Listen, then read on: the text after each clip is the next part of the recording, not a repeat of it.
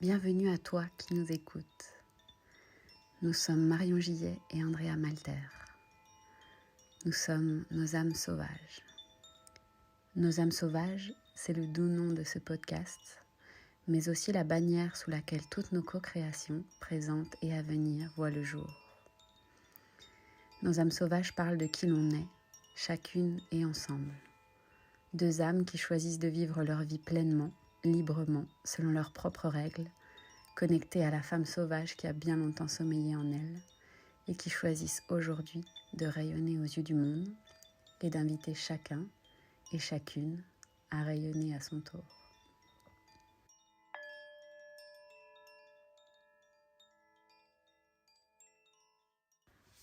Alors bonjour à toutes et à tous, bienvenue dans notre premier podcast de ce programme Voix du cœur. On a décidé de vous proposer un format podcast en plus des vidéos et des PDF pour que vous puissiez de temps en temps vaquer à vos occupations pendant que vous nous écoutez. C'est quelque chose qu'on a l'habitude de faire avec Andrea, écouter des podcasts pendant qu'on vit notre vie par ailleurs. Et on s'est dit que ce serait un format pratique pour que vous puissiez profiter de ce qu'on a à vous partager tout en faisant autre chose en plus du reste. Aujourd'hui, on est ensemble pour vous parler de cette thématique globale du programme qui nous tient à cœur, c'est-à-dire la voix du cœur. Vous partagez notre expérience sur le sujet, comment nous on a trouvé notre voix du cœur, pourquoi c'est un questionnement qui nous a toujours intéressés. Donc voilà, c'est Marion que vous entendez depuis tout à l'heure. Andrea est avec nous. Coucou Andrea. Coucou. Et donc voilà, on va commencer à vous parler de ce sujet-là. Qu'est-ce que ça évoque pour toi, Andrea, la voix du cœur? Le sujet qui nous anime. La voix du cœur, pour moi, c'est un sujet du coup qui depuis 1 an et demi maintenant est bien présent. Et donc c'est le sujet en fait, ça a été ma recherche, ma quête pendant des années. Et c'est vrai que pendant longtemps, en fait, je me suis dit, c'est quoi ma mission? Vraiment, c'est quoi ma mission? Cette question revenait dans ma tête sans arrêt, tout le temps, nuit et jour, jour et nuit. Je me demandais ce que j'allais faire de ma vie, je me demandais pourquoi j'étais faite, je me demandais s'il y avait un métier qui allait me convenir pour les je ne sais combien d'années du reste de ma vie. Et je trouvais pas, enfin en tout cas pas consciemment, pas avec le mental, je me suis jamais dit ouais c'est ça le métier de ma vie. Et puis moi c'est passé, comme tu le sais, par la naissance de Garance. Donc je suis tombée enceinte en 2017 et elle est née donc mi-décembre 2017. Et en fait, ça a été un peu la révélation de ma vie, en fait, de donner naissance à ma fille. Déjà, cette partie-là, le fait d'être enceinte d'elle, et puis sa naissance, et tout ce qui s'en est suivi ensuite, donc son allaitement, et ce vécu-là de maman, en fait, qui a été très très fort pour moi, qui a été vraiment me chercher dans mes retranchements, qui a été vraiment fusionnel en fait. J'ai découvert l'amour inconditionnel comme on dit, et du coup c'est ça qui a amené dans ma vie cette volonté de devenir doula. Voilà. Ça me parle parce que comme tu le sais, moi aussi je considère que c'est l'arrivée de ma fille, et quand je dis arrivée, je dirais même l'instant même où elle s'est installée dans mon ventre, parce que ça a commencé pendant ma grossesse, qui a déclenché chez moi le vrai gros déclic en fait.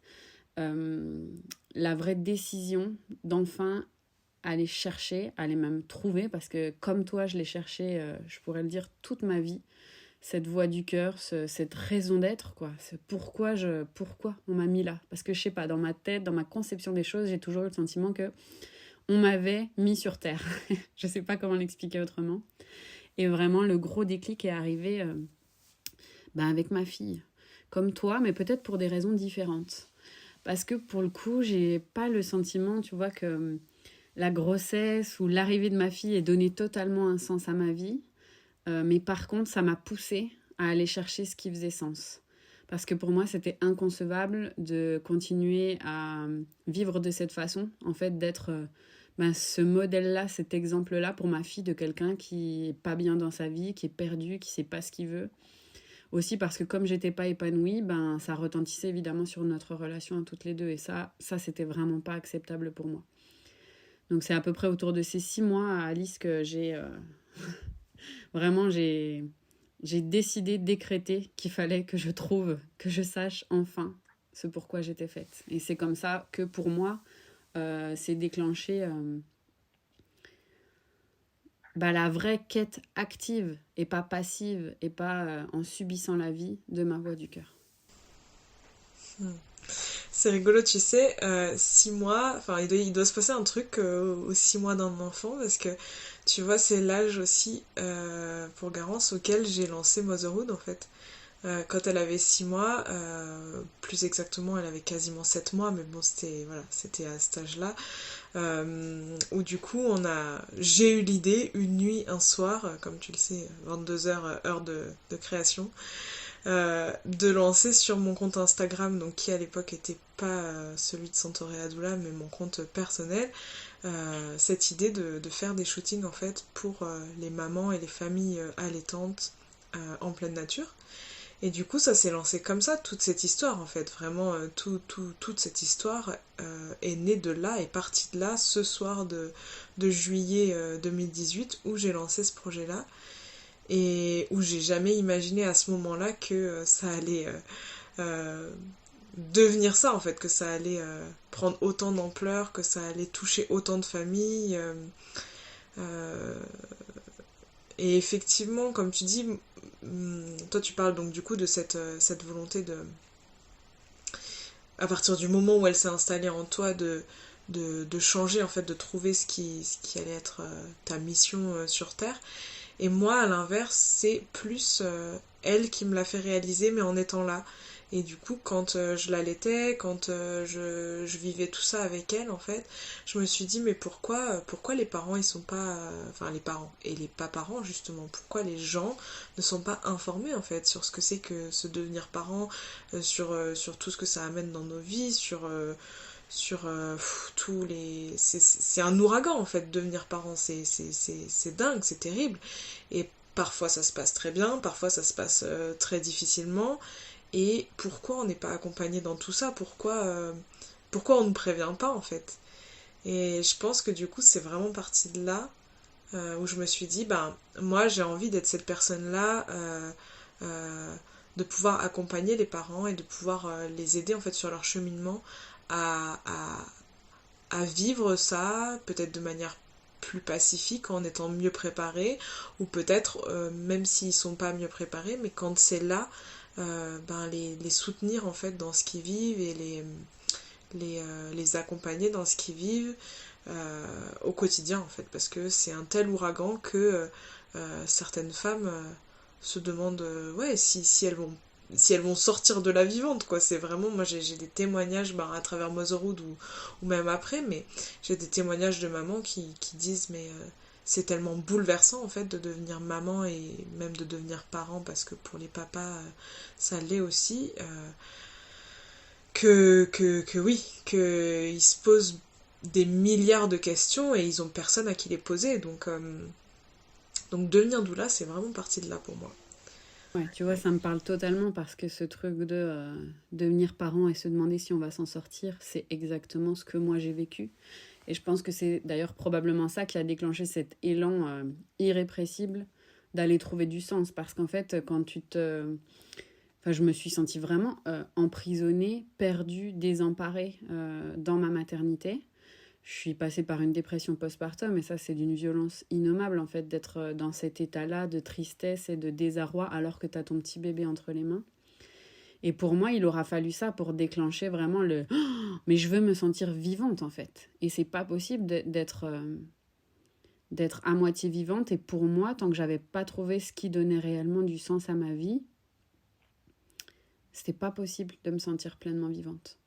Donc tu le sais, moi, ben, le métier de doula, c'est un métier qui me parle tout particulièrement puisque ça a déclenché l'envie pour moi de me former à ce métier aussi. Alors il se trouve que ben, c'était un chemin de traverse, c'était pas où j'allais finalement, c'était pas mon aboutissement à moi, le métier de doula, mais c'était hyper important sur mon chemin et je pense que ça a été hyper important pour nous deux aussi que je prenne ce chemin-là puisque on aura l'occasion de vous en reparler certainement à un autre moment, mais c'est comme ça qu'Andrea et moi, on a fini par connecter plus fort encore que au moment de notre rencontre, quand on s'est formés toutes les deux à ce métier-là.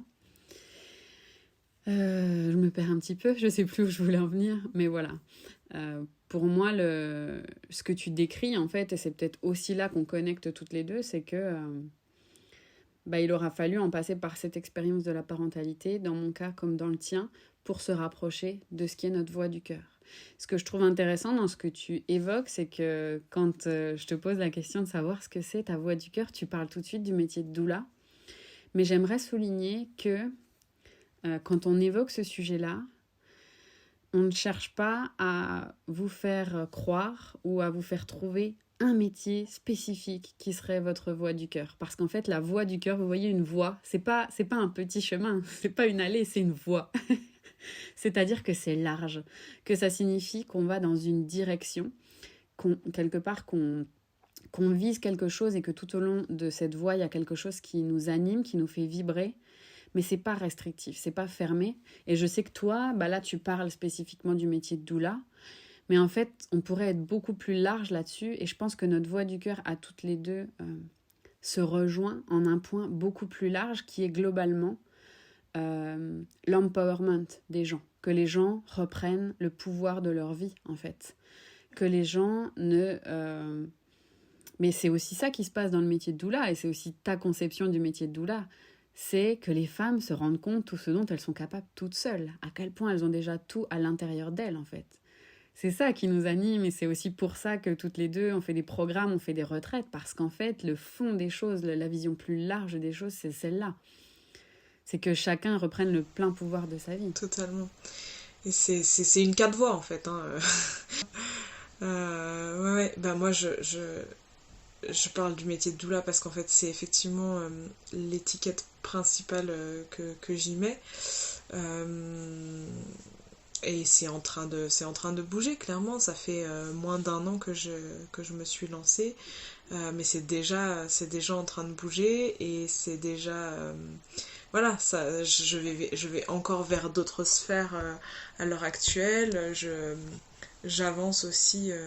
Je viens d'être enceinte d'un deuxième enfant, de donner vie à un deuxième enfant. Donc c'est aussi transformateur et ça amène d'autres choses dans ma vie à présent. Notamment là de plus en plus c'est quelque chose vers quoi je vais, c'est tout ce qui est rituel. Donc l'année prochaine je vais aussi me former en ce sens, tout ce qui est rituel et tout ce qui est accompagnement du féminin au sens plus large de toute façon, via les retraites qui sont passionnantes pour moi. Moi ça a été une révélation en fait de faire notre première retraite ensemble cette année, et comme tu as l'habitude de le dire, c'est vrai que si on l'avait pas fait ensemble, peut-être que ça serait arrivé dans 2, 3, 4, 5 ans. Là c'est arrivé là, on a créé nos entreprises à l'hiver 2019-2020 et en fait 6 mois après on organisait une retraite, enfin dans les 6 mois on a organisé une retraite et puis 6 mois après on donnait une retraite début août l'année dernière, enfin cette année pardon, et c'est vrai que ça a été passionnant, ça a été vraiment un moment très révélateur de sororité, d'accomplissement pour moi, et en même temps en fait voir les autres femmes s'accomplir à ce moment-là déjà, et en fait à la suite de ça a été vraiment un déclencheur aussi pour moi, où je me suis dit ça fait pleinement partie de ma voix du cœur, de ce que j'estime être ma voix du cœur, c'est ce que je veux dans ma vie tout le temps en fait.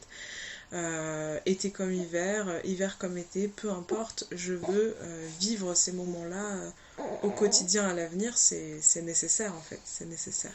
Ouais, que d'expérience cette année et de révélations aussi sur le fait que quand finalement on réussit à s'aligner à ce qui est notre voix du cœur, à ce pourquoi on est réellement fait, c'est impressionnant la fluidité et la rapidité avec laquelle les choses arrivent. Je pense que là, pour nous en tout cas, c'est assez incroyable. Comme le dit Andrea, on a créé nos entreprises respectives en début d'année dernière. Et je pense que ni l'une ni l'autre ne nous attendions à ce que les choses aillent aussi vite pour nous, aussi vite et aussi loin. Et c'est vraiment ça aussi qu'on a envie de transmettre en fait. C'est, plus vous allez vous écouter, plus vous allez vous connecter à ce pourquoi vous êtes réellement fait ou faites, plus tout va s'ouvrir en fait. Et plus tout va devenir clair. Parce qu'au début, on attrape un bout de fil et puis on tire le fil, on se rend compte qu'en fait, il y a une énorme pelote derrière et que notre voix du cœur, c'est beaucoup plus vaste que tout ce qu'on pouvait imaginer. Andrea donc parle du métier de doula. Et voilà, on se définit avec un nom de métier parce que, j'en sais rien, parce qu'il le faut bien, ou parce qu'on croit encore qu'il le faut bien, ou parce qu'on essaye de mettre des mots sur les choses. Moi, si vous me demandez, je vais vous répondre que je suis coach. Mais on me l'a suffisamment répété. Marion, coach, c'est pas exactement ce que tu fais. Andrea vous dirait coach sorcière, ou je sais pas exactement. Mais c'est pareil, il y a énormément de choses derrière, quoi. Que ce soit les accompagnements individuels, tous les ateliers que je crée, qu'on crée, les retraites, les programmes. En fait, on se rend compte que ce qu'on cherche à transmettre peut prendre 1 milliard de formes, en fait. Peut prendre 1 millier de formes et que... contrairement à ce qu'on peut penser, quand on cherche sa mission de vie, sa voie du cœur, ça n'est pas des portes qui se ferment, c'est des centaines de portes qui s'ouvrent. Il y a beaucoup cette croyance-là que choisir, c'est renoncer. Hein, vous l'avez déjà beaucoup entendu, ça, et puis peut-être que vous y croyez, vous. Ça, quand on a un cerveau foisonnant, on a l'impression que dès qu'on va prendre une décision, on se ferme des portes. Et je me rappelle que... Donc moi, j'ai fait un coaching en reconversion professionnelle pour moi. Je me rappelle m'être dit à chaque fois que je prenais une décision de dans quelle direction j'allais m'orienter, avoir l'impression que je me fermais les portes. Et moi, j'adore pouvoir garder plein de portes ouvertes, plein d'options. Et bon, c'était totalement un leurre, hein, parce qu'en réalité, plus on avance, plus il y a de portes qui s'ouvrent, et des portes incroyables, et des portes qu'on n'imaginait même pas une seule seconde.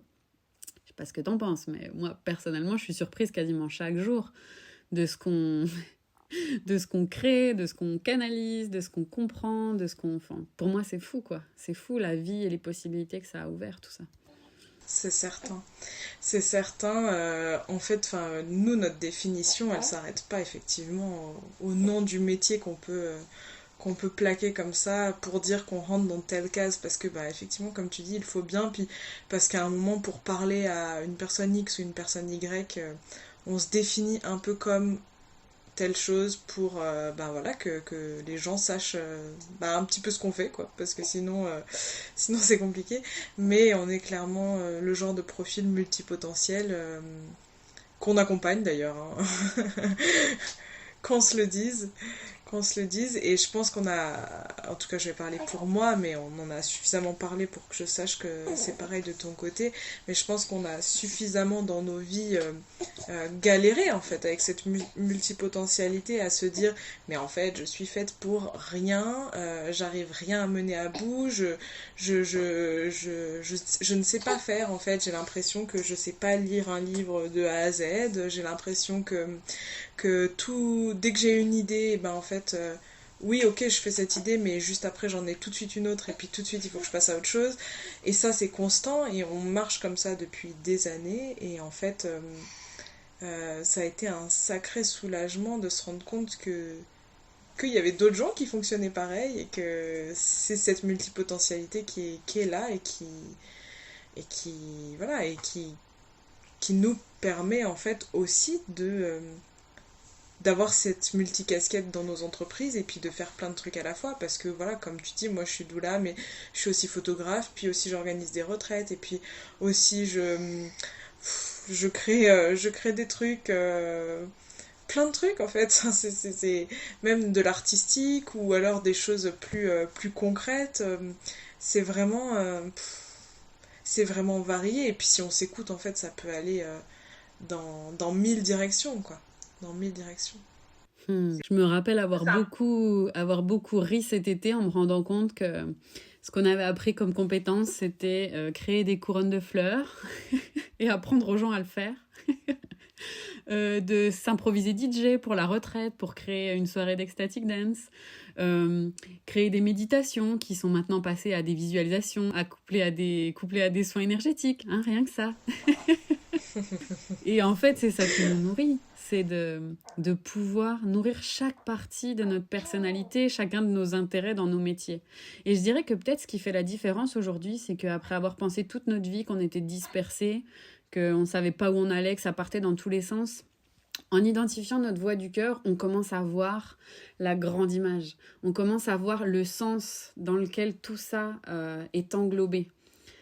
On commence à voir la toile que ça tisse en fait. Il y a vraiment un tout cohérent en réalité. Donc si on vous a toujours dit que vous étiez inconséquent, que voilà, que vous étiez dispersé, parce que j'en entends tellement nous dire ça.